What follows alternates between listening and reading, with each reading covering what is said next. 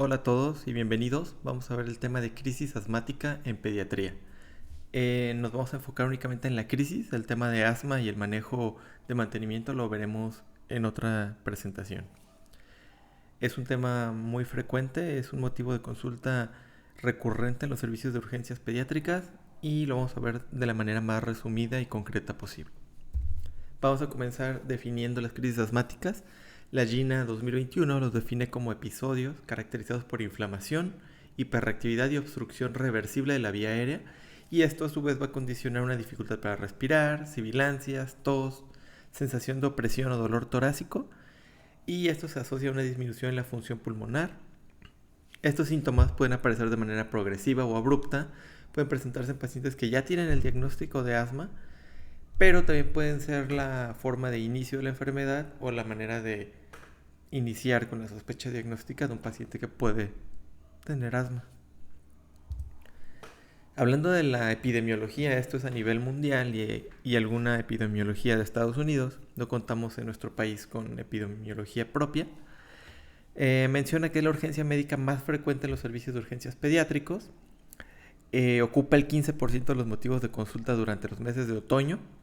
De estos, el 15% va a precisar un ingreso hospitalario. Más adelante vamos a ver cuáles son estos pacientes que requieren hospitalización.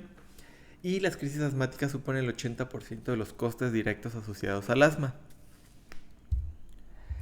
Algo muy importante, creo que toda crisis asmática debemos todos de clasificarla de acuerdo a este score o a esta clasificación, es el Pulmonary Score. Nos va a dar un puntaje del 0, 1, 2 y 3 y nos evalúa distintos parámetros, comenzando con la frecuencia respiratoria, la cual el Pulmonary Score pediátrico la divide en menores de 6 años y mayores de 6 años. Y de acuerdo a este nos va a otorgar un puntaje. Obviamente, mientras más alta sea la frecuencia respiratoria, mayor puntaje se le va a dar. Otro rubro que evalúa es el de las sibilancias. Si están ausentes, si están presentes al final de la expiración, si están durante toda la expiración o si son bifásicas, es decir, en las dos fases. También nos evalúa la relación inspiración-expiración. Esta es la fracción de tiempo que lleva una respiración. Lo normal es que 2/3 de este tiempo lo utilice la inspiración y 1 la expiración. En una situación de crisis asmática, esta relación se invierte y conforme más invertida esté, mayor puntaje. De igual manera, el uso de músculos accesorios, mientras mayor sea el uso de estos, mayor puntaje se le dará. Y esta tabla del Pulmonary Score nos agrega la saturación de oxígeno, que es más completa. Si buscamos en internet o en distintas bibliografías, podemos encontrar esta escala con la saturación aislada o con las manifestaciones clínicas separadas. Pero esta me parece más útil y más completa. Y bueno, ya que tenemos el puntaje, vamos a clasificarla en una crisis leve cuando tiene menos de 7 puntos, moderada de 7 a 11 y severa mayor a 12. Para continuar con el tema es importante saber los fármacos que vamos a utilizar. No solo saber cuáles vamos a utilizar, sino saber por qué funcionan, por qué nos van a revertir la sintomatología, etc. Iniciando con el más común, el más efectivo, que es el salbutamol. Es un beta 2 agonista de acción corta. Si recordamos, tenemos receptores beta a nivel del músculo bronquial y un efecto agonista en estos ocasiona dilatación del mismo. Es el estándar del tratamiento. Se puede administrar por nebulización intermitente, nebulización continua, a través de un inhalador de dosis medida con cámara o espaciador. Y en caso de alergia se puede utilizar el levalbuterol o el salbutamol racémico, pero siempre por disponibilidad y costo se prefiere el salbutamol. Ahora, ¿qué es más efectivo? ¿Administrarlo en nebulización o en inhalador? Y existe un estudio en el que se ve que la administración del salbutamol a través del inhalador de dosis medida es tan eficaz o incluso superior a la administración por nebulizaciones de pequeño volumen. Esto hablando exclusivamente en el contexto de una crisis. Pero, ¿qué ventajas tiene la nebulización sobre el inhalador? Pues tiene la ventaja de que puedes administrar oxígeno y bromuro de hipratropio simultáneos al salbutamol, cosa que no puedes administrar con el inhalador de dosis medida, pero con la desventaja de que 90% del fármaco se queda en el dispositivo y no llega hasta la vía aérea. ¿Cuáles son las dosis del salbutamol? En el inhalador de dosis medida con espaciador dan 90 microgramos por disparo y en niños de 0 a 11 años se recomiendan de 4 a 8 inhalaciones cada 20 minutos por 3 dosis y después de la primera hora se van a administrar cada hora. Y en solución para nebulizar la dosis es de 0.15 miligramos por kilo por dosis, siendo un máximo de 5 miligramos por dosis cada 20 minutos. Este es el esquema de rescate que vamos a ver más adelante. Esto por 3 dosis. Después vamos a administrar de 0.15 a 0.3 cada 30 minutos. En la exacerbación grave se puede utilizar el tratamiento continuo con nebulizador a una dosis de 0.5 miligramos kilo, siendo un máximo de 20 miligramos por hora. Otro de los fármacos muy utilizados en los servicios de urgencias en las crisis es el bromuro de hipratropio. Su efecto, su mecanismo de acción es que es un agente colinérgico que va a proporcionar una broncodilatación mediante la relajación del músculo liso. Al igual que el salbutamol, ocasiona broncodilatación, pero tiene un efecto un poco más moderado que el del salbutamol. Este está recomendado en exacerbación moderada o grave, pero siempre acompañado del salbutamol. Se puede administrar también en solución nebulizada o con un inhalador de dosis medida con el espaciador, pero sí se prefiere la forma nebulizada. Sí se han visto mayores efectos de esta manera. La dosis nebulizada de 250 microgramos por dosis en menores de 20 kilos y de 500 microgramos por dosis en mayores de 20 kilos. En el inhalador con dosis medida con espaciador, la dosis es de 18 microgramos por disparo y se recomiendan, al igual que el salbutamol, de 4 a 8 disparos cada 20 minutos hasta 3 horas. El siguiente fármaco que vamos a analizar es el sulfato de magnesio. Este se administra por vía parenteral, por vía intravenosa y también ocasiona una relajación del músculo liso bronquial.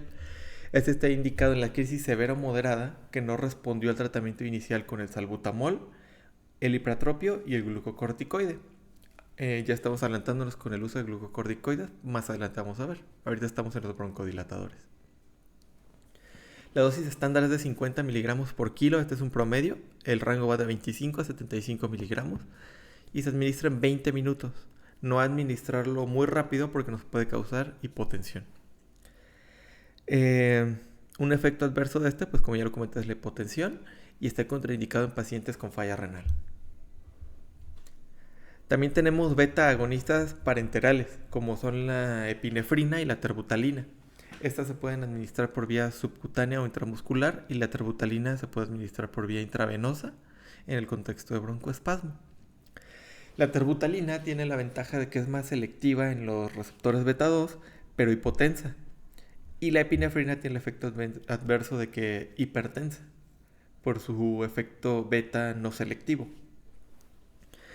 Se recomiendan en pacientes no cooperadores, que están muy ansiosos, que han tenido una respuesta subóptima al tratamiento o ausencia de respuesta al mismo. La dosis de la epinefrina es de 0.01 miligramos kilo, dando un máximo de 0.4, y la terbutalina de 0.01 miligramos kilo dosis cada 20 minutos.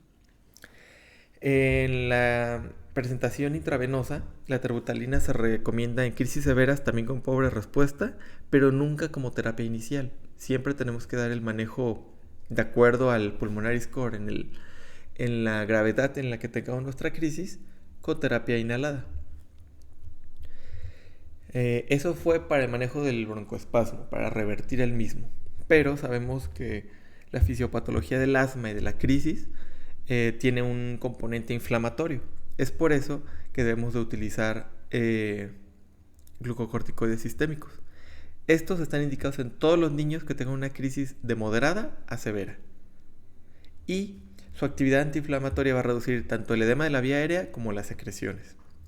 Se recomienda que siempre se administren de manera inicial por vía oral, siempre que sea posible, pero hay que recordar que el efecto de los esteroides inicia en 2 a 4 horas en promedio. Es por eso que se administran concomitantes al broncodilatador, pero el que va a hacer el efecto de la broncodilatación es temporal en lo que el glucocorticoide realiza su efecto. ¿Cuáles se recomiendan? De inicio se prefiere la prednisona o la prednisolona. Entonces de 1 a 2 miligramos por kilo, siendo un máximo al día de 60 por vía oral y después de 0.5 a 1 cada 12 horas el día siguiente, durante 3 a 10 días. Más adelante vamos a ver cuál es el tratamiento que vamos a dar, no en la crisis, sino para continuar los días subsecuentes. Se recomienda de segunda elección la metilprednisolona, igual en dosis de 1 a 2 miligramos por kilo, con un máximo de 125 miligramos al día, con la ventaja de que esta se puede administrar por vía intravenosa. En tercer lugar tenemos a la dexametasona, que se administra en dosis de 0.6, que en realidad la dosis puede ir incluso desde 0.15 y no hay diferencia en el efecto con una dosis u otra. Con un máximo de 16 miligramos al día, y esta tiene la ventaja de que su presentación puede ser oral, intramuscular o intravenosa. También tenemos glucocorticoides inhalados como la budesonida o la fluticasona, pero las guías actuales mencionan que no hay diferencia entre el uso inhalado versus el oral, no hay evidencia concluyente sobre su uso y no se recomiendan de rutina, en lugar de o en adición a los esteroides sistémicos. No es raro encontrar que en los servicios de urgencias administra el salbutamol o el salbutamol hipratropio acompañado de budesonida, pero realmente estas prácticas ya no tienen sustento científico, no están recomendadas actualmente, entonces sugeriría irlas desechando poco a poco. Bueno, en realidad lo más pronto posible. Ahora sí, ya que conocemos los medicamentos y cómo clasificar una crisis, vamos a ver cuál es el manejo inicial. La crisis leve le vamos a dar salbutamol, ya sea por el nebulizador o el inhalador de dosis medida, en el esquema de rescate que les comenté, una dosis cada 20 minutos en 3 ocasiones. Y ¿a quién le vamos a administrar glucocorticoides por vía sistémica a través de la vía oral? A aquellos que no muestran una mejoría o empeoran después de una dosis inhalada. En una crisis moderada, aquí vamos a administrar el salbutamol más el hipratropio. Lo podemos dar nebulizado. Existen combinaciones que ya los traen ambos y nos basamos a la dosis del salbutamol, no a la del hipratropio. Igual, cada 20 minutos, 3 dosis por 1 hora. Y aquí ya añadimos el esteroide sistémico sí o sí, por vía oral, de 30 a 60 minutos, de manera que no retrase la administración del beta-agonista. Si recuerdan, les comenté que la mejoría sintomática y la mejoría respiratoria nos la va a dar el beta-2 agonista, perdón. Entonces, si queremos que el paciente mejore o esté en una crisis moderada, inicialmente el salbutamol y el hipratropio, y en cuanto se pueda, el glucocorticoide sin que retrase la administración del salbutamol. La crisis severa, igual, administrar salbutamol o hipratropio, pero aquí se recomienda que sea nebulización continua por 1 hora y revalorar. Incluso podemos desescalar el tratamiento y regresar a si la mejoría no es la que esperábamos, regresar a un esquema de rescate con 3 dosis. En caso de que el paciente esté muy ansioso, que no tolere la administración del salbutamol, el hipratropio o la nebulización, pues aquí ya sí vamos a utilizar la terapia intravenosa con la epinefrina o la terbutalina, dependiendo de la disponibilidad que tengamos. Y el glucocorticoide sistémico. En esos pacientes es poco común que si está en una crisis severa le vayamos a poder dar el esteroide por vía oral. Entonces se lo vamos a dar por vía intravenosa, y el de elección en esta vía es la metilprednisolona. Este se va a administrar tan rápido como tengamos una vía. Y aquí es cuando ya agregamos el sulfato de magnesio intravenoso. Se recomienda el sulfato de magnesio en una sola dosis, porque después de esta dosis los receptores tardan en liberarse. Y ya hablando de una insuficiencia respiratoria inminente, obviamente este es un diagnóstico gasométrico, pero clínicamente lo vamos a detectar mediante cianosis, dificultad para mantener el esfuerzo respiratorio, alteración del estado de alerta. Son pacientes que tienen la saturación de oxígeno menor del 90% y que si le tomamos una gasometría vamos a encontrar una acidosis respiratoria. En este caso recomendamos la terbutalina intravenosa, y en caso de que ya sea mayor la dificultad respiratoria, se recomiendan los dispositivos no invasivos de ventilación, como puede ser el CPAP o el BiPAP. La intubación endotraqueal se trata de reservar para casos ya muy severos y siempre dando antes un dispositivo de presión positiva no invasiva. ¿Qué evaluación adicional le vamos a hacer a estos pacientes? Radiografías, realmente un paciente con una crisis asmática no requiere de radiografías, porque estas no nos van a dar información que nos vaya a alterar el manejo de una crisis asmática. Es relativamente fácil realizar el diagnóstico, sobre todo en pacientes que ya tienen el diagnóstico de asma y llegan con la sintomatología que ya comentamos, lo auscultamos y tiene sibilancias y escuchamos el espasmo, sería muy raro pensar en otro tipo de patologías. Pero sí hay indicaciones en el contexto de asma en las que están indicadas. Por ejemplo, para descartar un proceso neumónico, atelectasias, cuando el paciente tiene fiebre mayor de 39 grados o que tiene datos de fuga aérea. Aquí sí lo vamos a tomar radiografía. Como tal, no para el diagnóstico de la crisis, sino para ver qué patología concomitante tiene. Cuando tiene hallazgos focales, por ejemplo, crépitos, disminución de los ruidos respiratorios o estertores, podríamos estar hablando de un derrame pleural, podemos estar hablando de atelectasias, neumonías, consolidaciones o cualquier síndrome pleural que podamos tener. También en caso de un paciente con taquipnea persistente, hipoxemia o dolor pleurítico, puede ser que sí tenga una crisis asmática, pero puede ser que tenga también algo más. Y simplemente cuando no tengamos la certeza diagnóstica, se vale pedir una radiografía, pero de rutina, no. ¿Cómo vamos a monitorizar al paciente que tiene una crisis asmática? Le vamos a valorar la frecuencia respiratoria, la frecuencia cardíaca, la saturación de oxígeno, el estado de alerta y el uso de músculos accesorios. ¿Cada cuánto? Cada 20 a 30 minutos durante la primera hora. ¿Por qué? Porque así vamos a estar evaluando la respuesta al tratamiento con el esquema de rescate que le estamos administrando. Gasometría arterial, ¿cuándo la vamos a solicitar? Únicamente cuando son pacientes con crisis severas que requieren de ingreso a terapia intensiva. Y realmente si lo único que necesitamos es valorar el pH y el CO2 con una gasometría venosa es suficiente. ¿Cuándo vamos a hospitalizar a un paciente? Vamos a hospitalizar las crisis moderadas o severas que no mejoran después de la administración del salbutamol y el esteroide sistémico. Vamos a hospitalizar pacientes que requieren del salbutamol por más de 4 horas y se van a hospitalizar en terapia intensiva. Pacientes que requieren de oxígeno suplementario durante 1 hora después de haber iniciado el tratamiento. Pacientes que tengan incapacidad para autohidratarse.